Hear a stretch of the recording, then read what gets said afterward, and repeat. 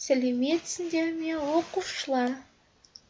Бүгінгі күндеріңе сәттілік тілей отырып, дүниетану сабағын бастаймыз.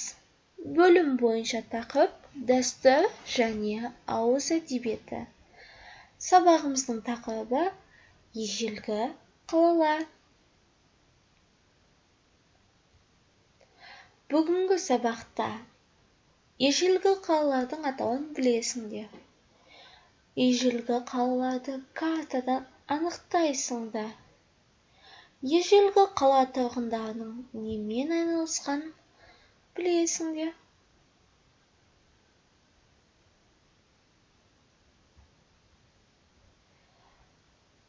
Балалар, назарымызды экранға аударып оқып көрейікші.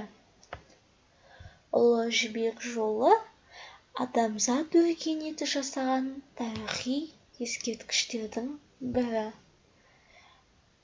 Біздің дәуірімізден бұрынғы 2 ғасырдан басталған бұл жол Еуропа мен Азияның батыс пен шығыстың арасын жалғастырған көпір болған. Сауда керуендері, жібек мата, түрлі тауарлар тасымалданған. Оның бойында отырар, сығанақ, құлан сияқты әдемі қалалар пайда болған. Олай болса балалар, картаға назар аударыңдар. Балалар, картадан ірі қалалар көріп тұрмыз ба? Олар қалай аталады екен? Жарайсыңдар. Тамаша.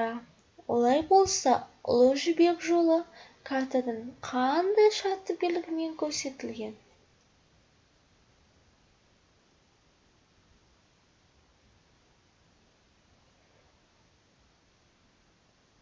Жақсы. Ал қалалар мен қорымдар қандай шартты белгімен көрсетілген?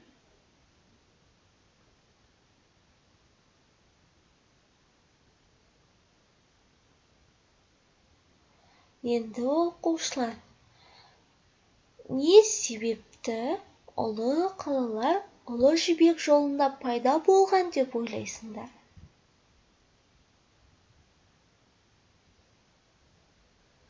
Әрине, сауда керуендері және түрлі заттар тасымалданғандықтан.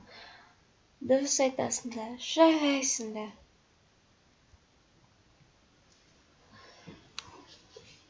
Суретте сендер ежелгі қала отырарды көріп тұрсыңдар. Қаланың сырты биік дуалмен қоршалған. Қала тұрғындары ондай мықты дуалды жауларынан қорғану үшін соққан. Қалаға дуалдың түнде жабық тұратын үлкен қақпасы арқылы кіретін болған. Қаланың ішінде билеушінің өз сарайы бар екен. Жанында атақты адамдардың үйлері орналасқан. Шет жақтарында саудагерлер мен шеберлер тұрады. Шеберлер мен ұсталар әртүрлі құмыра, ыдыс-аяқ, балта, пышақ, әшекей бұйымдар жасайды екен. Шеберхана маңында шығыс базары бар. Бұл атақты қала отырар қаласы туралы айтылған.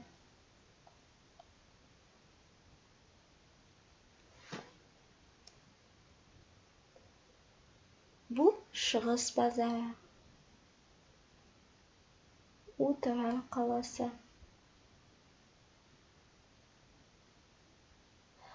Мәліметті есте сақта. Ертеде арабтар отырар қаласын Фараб деп атаған. Ол сәулетті, ұлы деген мағынаны білдіреді.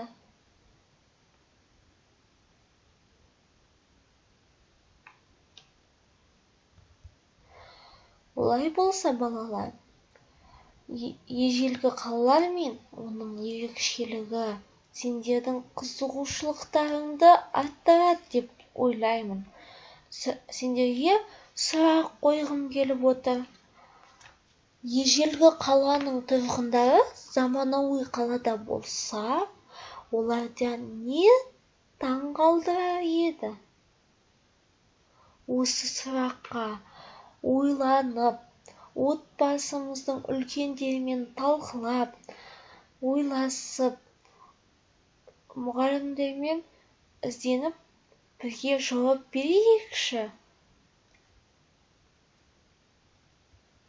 Сендер